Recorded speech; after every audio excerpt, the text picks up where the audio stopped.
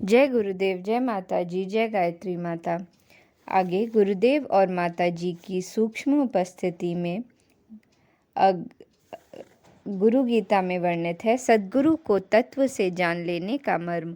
गुरु गीता के महामंत्रों में भक्ति रहस्य के साथ तत्व रहस्य भी समाया है। दृष्टि में यथार्थ आ सके तो अनुभव होता है कि भक्ति एवं तत्व ज्ञान दोनों आपस में गुंथे हैं। साधक के अंतकरण में गुरु भक्ति का उदय उसमें आध्यात्मिक प्रकाश की पहली किरण की तरह होता है। गुरु भक्ति की प्रगाढ़ता के साथ साधक की अंतश्चेतना सूक्ष्म हो जाती है। इसी के साथ उसके अनुभवों की सीमाएं व्यापक हो जाती हैं।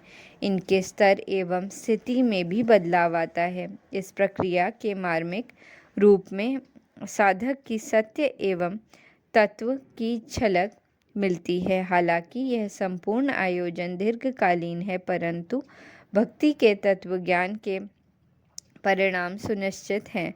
जो शिष्य साधक इस डगर पर संकल्पित होकर चल देते हैं, उन्हें अपने जीवन का लक्ष्य मिलना निश्चित हो जाता है। गुरु गीता की भक्ति कथा में इस सत्य के कई आयाम प्रकट हो चुके हैं।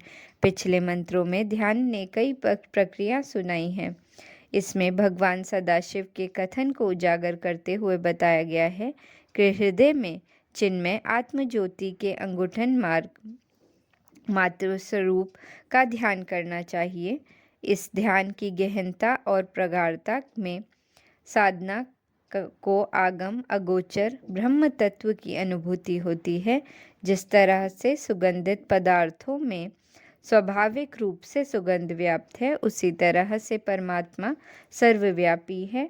अपनी आत्मचेतना में ध्यान करते रहने से कीट भ्रमर न्याय की भांति यह जीवात्मा आत्म तत्व का अनुभव करते हुए ब्रह्म तत्व में विलीन हो जाती है। ध्यान के इस शिखर में साधक को यह अनुभव होता है कि अपने सद्गुरु निराकार स्वरूप ही ब्रह्म चेतना है। जो सद्गुरु को तत्व से जान लेता है, वही सही मायने में तत्ववेता हो जाता है। ध्यान से तत्व ज्ञान के कर्म में माँ भवानी भगवान सदाशिव से जिज्ञासा करती हैं। श्री पर्वतयुवाच, श्री पार्वती कहती हैं, पिंड क्या है, पद किसे कहते हैं, हे शंकर, रूप क्या है और रूपांतरित क्या है, यह आप हमें बताएं। जगत माता भवानी की ये जिज्ञासा जीव को तत्व बोध कराने वाली है। संतान की सबसे अधिक चिंता माता को होती है। माँ के सिवाय अपनी संतान का कल्याण भला कौन कर सकता है और कौन करेगा। इसी कल्याण कामना से प्रेरित होकर माता ने जगदीश्वर से जिज्ञासाएं की कि इन जिज्ञासाओं की गहनता एवं व्यापकता अति विस्तार के लिए हुए हैं। इन कुछ प्रश्नों में अध्यात्म का मूल मर्म है। अध्यात्म ज्ञान के जो भी मौलिक सवाल हैं, वे सभी इनमें समाये हुए हैं। इनके हल होने से जीवन की सभी गुत्थियां स्वयं ही सुलझ जाती हैं। हालांकि इनको सही ढंग से समझने के लिए इन सभी प्रश्नों पर एक एक कर विचार करने की ज़रूरत है। इनमें से सबसे पहला सवाल है, पिंड क्या है। सामान्यतः यह सभी जानते हैं कि पिंड देह को कहते हैं। देह की अनुभूति सभी को होती है। विशेषज्ञ इसकी रचना, क्रिया, विकृतियों एवं इसके समाधान को जानते हैं। चिकित्सा विशेषज्ञ वर्षों तक लगातार इसे पढ़ते हैं, इसके बारे में अनुसंधान करते हैं। हालांकि इस अथक परिश्रम के बावजूद कबूल करते हैं कि उनके शोध प्रयास अभी अधूरे हैं। इस देह ज्ञान से अलग पिंड तत्व नहीं है। पिंड चिकित्सा विज्ञान का शब्द न होकर योग विज्ञान का शब्द है। इसे योग की दृष्टि से ही सोचा जाना चाहिए।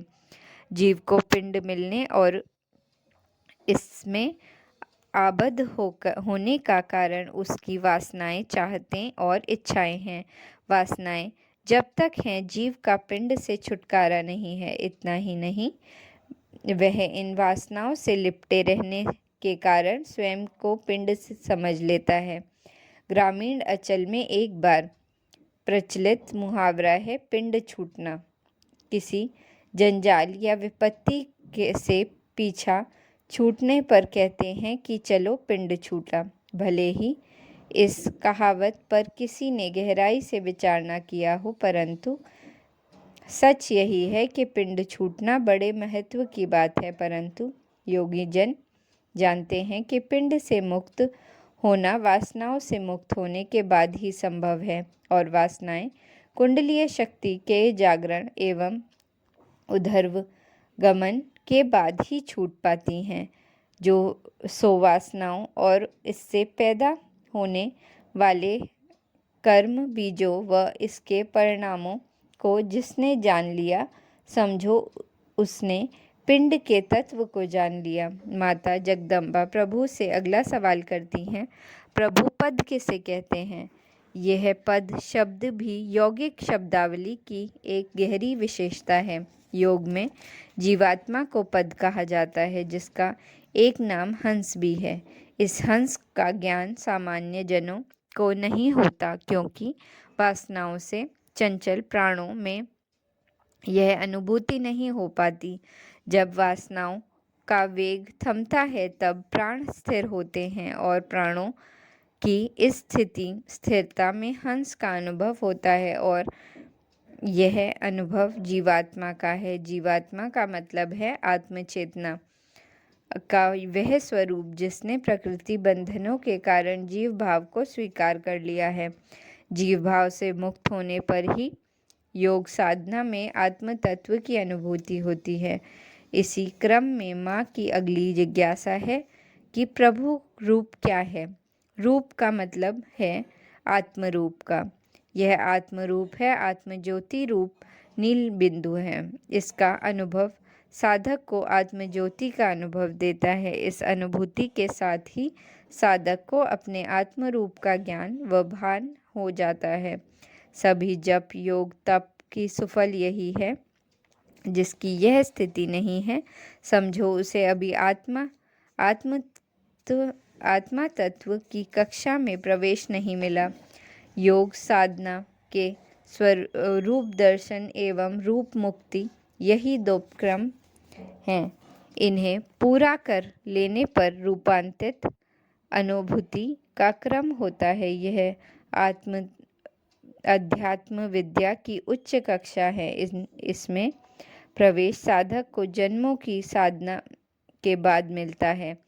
उस उच्च कक्षा के बारे में जगन्माता भवानी अगली जिज्ञासा करती हैं, प्रभु रूपातीत क्या है? रूपातीत है ब्रह्म चेतना। सभी रूप इसी से उदय होते हैं और इसी में विलीन हो जाते हैं। यह अनुभूति विरल है। जन्म जन्मांतर की साधना के बाद ही साधक इस स्थिति में पहुंच पाता है। इसे पाने पर न शोक रह जाता है न मोह। माया से परे अगम अगोचर प्रभु की अनुभूति अति असाधारण अनुभव है। इस अनुभव में साधना की सार्थकता है, यही जीव शिव बनता है। इस शिवत्व की प्राप्ति में उसकी गुरु सेवा की सफलता है, उसके सद्गुरु के वरदान का सुफल है। जिसको यह मिल गया, समझो उसे सब मिल गया। हालांकि यह तत्वबोध होती है क्रमवार ही। सबसे पहले पिंड बोध करना होता है। किन वासनाओं के प्रतिफल से यह देह मिली है, किन कर्म बीजों के कारण वर्तमान परिस्थितियां हैं, इसे अपनी साधना की गहराई में अनुभव करना होता है। इसके बाद आता है प्राणों की गति का क्रम। प्राणों की गति का स्थिर होना जीवात्मा के साक्षात्कार का कारण बनता है। इसके बाद ही हो पाता है आत्मज्योति के दर्शन का क्रम, और बाद में ब्रह्मचेतना से संयुज्य की स्थिति बनती है। यह मिलने पर साधक को अपने सद्गुरु के निराकार निरंजन तत्व का साक्षात्कार होता है।